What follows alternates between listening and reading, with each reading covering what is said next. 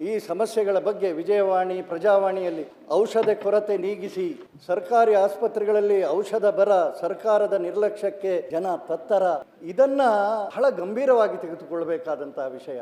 ಎರಡು ಸಂಗತಿಗಳ ಬಗ್ಗೆ ಸರ್ಕಾರ ಯಾವುದೇ ಕಾರಣಕ್ಕೂ ನಿರ್ಲಕ್ಷ್ಯ ಮಾಡಬಾರದಂತಹ ಎರಡು ಕ್ಷೇತ್ರಗಳು ಯಾವುದು ಅಂತ ಹೇಳಿ ಕೇಳಿದರೆ ಶಿಕ್ಷಣ ಮತ್ತು ಆರೋಗ್ಯ. ಅದನ್ನೇ ಡಾಕ್ಟರ್ BR ಅಂಬೇಡ್ಕರ್ ಅವರು ಕೂಡ ಒತ್ತಿ ಒತ್ತಿ ಹೇಳ್ತಾ ಇರುವಂಥದ್ದು. ಪ್ರಜಾಪ್ರಭುತ್ವದಲ್ಲಿ ಈ ಸರ್ಕಾರ ಬಂದ ಮೇಲೆ ಸರ್ಕಾರ ಆದ್ಯತೆಯ ಮೇಲೆ ಗಮನ ಕೊಡಬೇಕಾದಂತಹದ್ದು. ಅಂಥದ್ರಲ್ಲಿ ಮೊದಲೇ ಸರ್ಕಾರದ ಆಸ್ಪತ್ರೆಗಳ ಬಗ್ಗೆ ನಂಬಿಕೆಗಳನ್ನು ಉಳಿಸಿಕೊಳ್ಳಬೇಕಾದಂತಹ ಪ್ರಮುಖ ಘಟ್ಟದಲ್ಲಿ ನಾವು ಇದ್ದೇವೆ.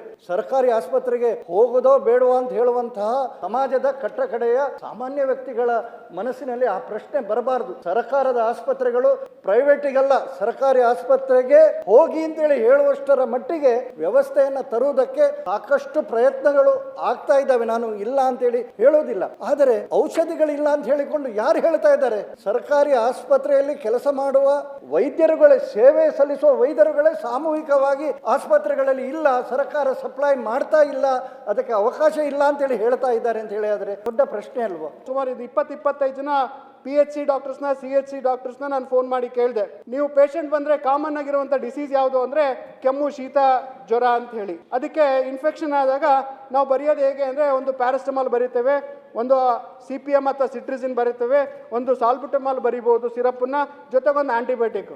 ಏನು ವಿಪರ್ಯಾಸ ಅಂದರೆ ಮಾನ್ಯ ಸಭಾಪತಿಗಳೇ, ನಾನು ಕೇಳಿದವರಲ್ಲಿ ಎಷ್ಟು ಮೆಡಿಸಿನ್ ಸಿಗ್ತಾ ಇದೆ ಅಂದರೆ ಅತಿ ಕಡಿಮೆ ಬೆಲೆ ಯಾವುದು ಅಂದರೆ ಅದು ಪ್ಯಾರಾಸಿಟಮಾಲ್, ಅದೊಂದೇ ಸಿಗ್ತಾ ಇದೆ, ಇನ್ಯಾವ ಮೆಡಿಸಿನು ಸಿಗ್ತಾ ಇಲ್ಲ ಅಂತ ಉಲ್ಲೇಖವನ್ನು ಸುಮಾರಷ್ಟು ಜನ ನನಗೆ ಡಾಕ್ಟರ್ಸ್ನ ವೈದ್ಯರು ನಮಗೆ ಉಲ್ಲೇಖವನ್ನು ಮಾಡಿದ್ದಾರೆ. ಆಂಟಿಬಯೋಟಿಕ್ಸ್ ಅಲ್ಲಿ ಕಾಮನ್ ಯೂಸ್ ಮಾಡುವಂಥ ಆಂಟಿಬಯೋಟಿಕ್ಸ್ ಅಮಾಕ್ಸಿಸಿಲಿನ್ ಅಂದರೆ ಸುಮಾರು 3 ತಿಂಗಳುಗಳಿಂದ ಸಿಗ್ತಾ ಇಲ್ಲ. ಅಮಾಕ್ಸಿಲಿನ್, ಕ್ಲಾವ್ಲಿನಿಕ್ ಆ್ಯಸಿಡ್ ಆಂಟಿಬಯೋಟಿಕ್ಸ್ ಒಬ್ಬ ಹೈಯರ್ ಆಂಟಿಬಯೋಟಿಕ್ ಕೊಡಬೇಕು ಅಂದರೆ ಸುಮಾರು 6 ತಿಂಗಳಿಂದ ಸಿಗ್ತಾ ಇಲ್ಲ. IV ಫ್ಲೂಯಿಡ್ ಅಂತೂ ದೇವರೇ ಗತಿ ಅಂತ. ಯಾವ್ದಾರೋ ಒಬ್ಬ ಸೀರಿಯಸ್ ಆಗಿರುವಂಥ ಪೇಷಂಟು ವಾಂತಿ ಭೇದಿಯಾಗಿ ಬಂದರೆ, BP ಕಡಿಮೆ ಆಗಿತ್ತು ಅಂದರೆ ಅವ್ರಿಗೆ ಫಸ್ಟ್ ಕೊಡಬೇಕಾಗಿರೋದೆ IV ಫ್ಲೂಯಿಡ್ ಕೊಡಬೇಕು. ಅದು ರಿಂಗರ್ ಲ್ಯಾಕ್ಟೇಟ್ ದೊಡ್ಡ ಹಗರಣದಿಂದ ಅದು ನಿಂತೋಗಿದೆ. ಮಾನ್ಯ ಸಭಾಪತಿಗಳೇ, ಯಾವುದೇ PHCಲಿ ಯಾವುದೇ CHCಲಿ ಕೂಡ IV ಫ್ಲೂಯಿಡ್ ಕೂಡ ಇಲ್ಲ ಅಂತಂದರೆ ಯಾಕೆ ಈ ಹಾಸ್ಪಿಟಲ್ಗಳನ್ನು ನಡೆಸಬೇಕು ಅಂತೇಳಿ